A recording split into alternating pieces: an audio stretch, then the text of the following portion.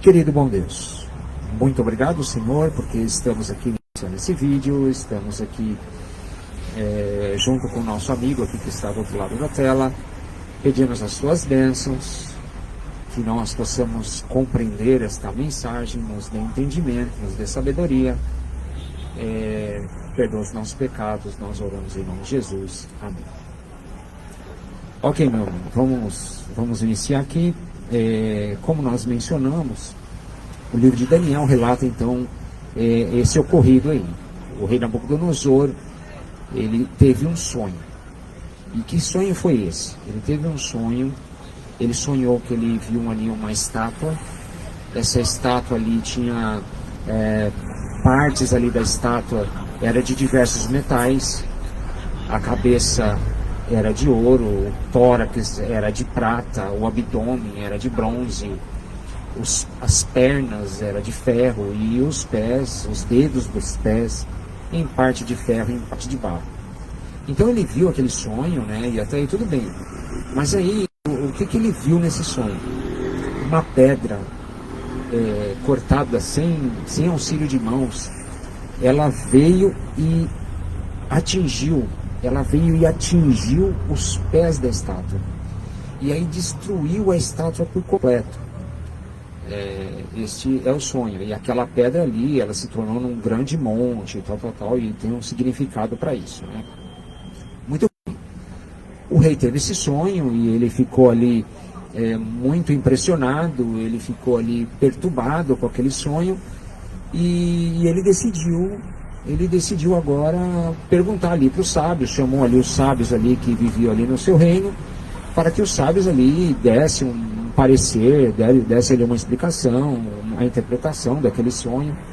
E foi chamado ali os sábios, os caldeus, né, que eram os babilônios, né? E aí nenhum deles conseguiu interpretar o sonho, nenhum deles conseguia dar um parecer para o rei, e o rei ficou ali furioso. Ele tentou uma segunda vez e ali os sábios, os caldeus ali, eles desconversaram aquele assunto ali, eles não tinham o que falar para o rei, né? Então eles desconversaram.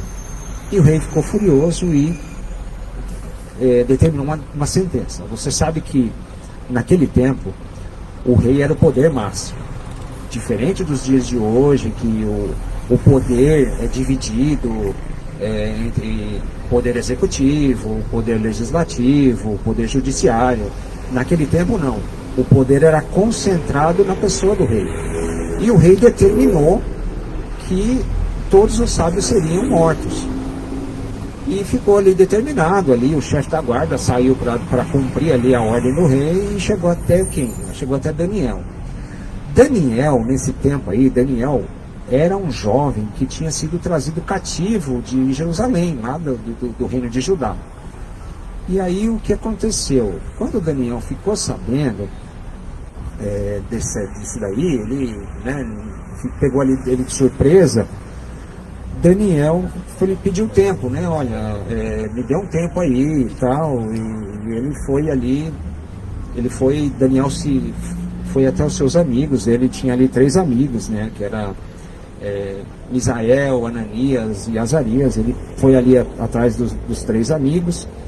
E eu vou buscar aqui no relato bíblico, se você quiser acompanhar comigo, Daniel capítulo 2, eu vou ler aqui o versículo 20, que Daniel, ele foi chamar os amigos e eles foram orar. Eles foram orar para que Deus, né, tivesse misericórdia deles e Deus tivesse ali, desse uma solução para o problema. E Daniel foi, e diz aqui que Deus deu a Daniel uma visão, a visão do mesmo sonho que Nabucodonosor teve. Então Daniel viu a estátua, Daniel viu ali a estátua dividida em vários metais, ali a cabeça de ouro e tal, o tórax com outro metal, e o abdômen, as pernas e tal. E aí Daniel ele faz um agradecimento a Deus, e essa parte é muito importante, e você que muitas vezes esquece de agradecer a Deus, vamos ver um pouco desse agradecimento de Daniel, porque Daniel aqui reconhece que é Deus que sabe de todas as coisas. Deus, ele conhece a história do mundo desde o princípio, e é importante que eu saiba disso, que você saiba disso. Então, Daniel capítulo 2, eu vou ler aqui o verso 20, né? O verso de 20, que diz, a parte que me interessa aqui, que interessa a mim, a você, diz aqui que Deus, dele é a sabedoria e o poder, é ele quem muda o tempo, as estações, remove reis, estabelece reis, ele dá sabedoria aos sábios, entendimento aos inteligentes. Ele revela o profundo e o escondido, conhece o que está em trevas e com ele mora a luz. E agora Daniel falando a Deus, na sua oração ali a Deus, Daniel diz assim: a ti, ó Deus de meus pais, eu te rendo graças. Aí Daniel faz o agradecimento. Eu te rendo graças e te louvo, porque deste sabedoria e poder, e agora me fizeste saber o que te pedimos. Na oração ali estava incluído também os 3 amigos, porque nos fizeste saber este caso do rei. Então agora Daniel está sabendo qual é o sonho que o rei Nabucodonosor teve. E agora é dada a Daniel a interpretação desse sonho. E agora Daniel, ele pode se apresentar perante o rei, e agora ele conversa ali com o chefe da guarda ali, encarregado de cumprir a sentença de matar todos os sábios. E agora Daniel é conduzido até a presença do rei. E agora Daniel, ele mais uma vez, ele lembra de Deus. Olha, não tem homem aqui que possa saber essa coisa, mas esse sonho, essa interpretação, mas existe um Deus no céu que sabe todas as coisas. E Daniel, mais uma vez, não pega o mérito para ele, mas lembra que é Deus que sabe todas as coisas, certo? E aí Daniel começa a interpretar o sonho para o rei. E qual que é a interpretação? Daniel chega ali para o rei e fala assim: olha, a cabeça de ouro que você viu, que ela é a cabeça de ouro, que é um primeiro reino, e Daniel se refere ao rei. Tu és a cabeça de ouro, ou seja, o rei que é o poderoso ali da Babilônia, ele é a cabeça de ouro. O reino da Babilônia, que é ele, é a cabeça de ouro.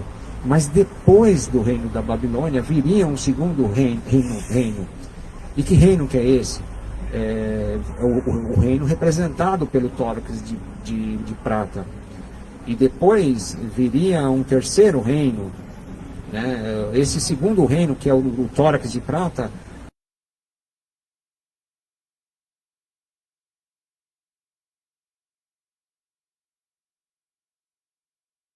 nós sabemos pela história que depois da Medo-Pérsia veio o reino da Grécia, e na continuação, as pernas em parte de ferro, Daniel ali explicando para o rei, e vai vir um outro reino, que é um reino forte, que esmiuçará, que batalhar contra outros reinos, e será muito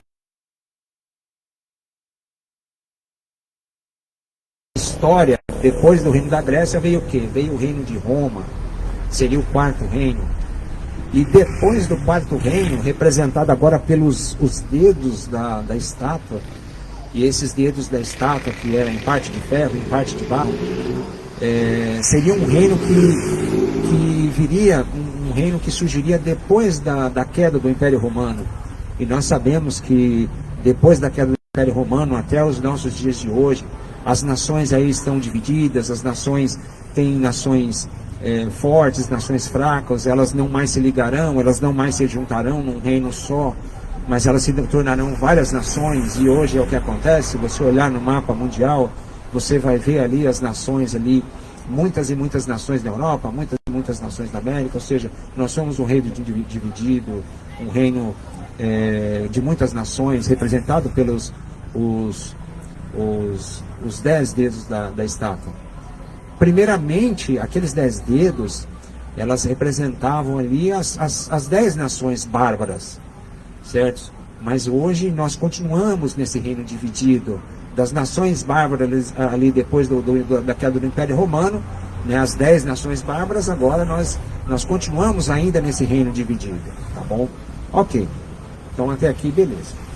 Agora, Daniel agora continua a explicação, e Daniel agora explica, e eu vou pegar aqui